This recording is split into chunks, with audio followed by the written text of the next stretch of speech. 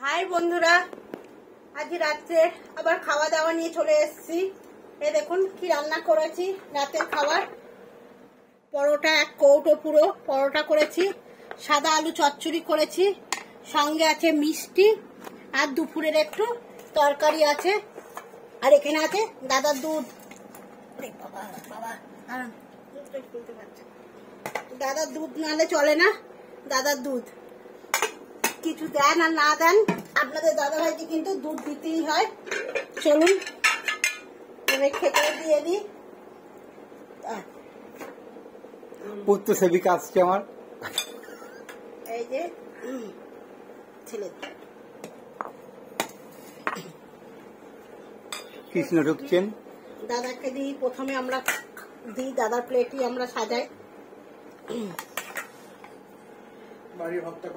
হ্যাঁ, ছোট থেকে এইভাবেই দেখে এসেছি, বাড়ির মায়েরাও এরকমই করতো, তাই এই অভ্যাস আমারও আছে।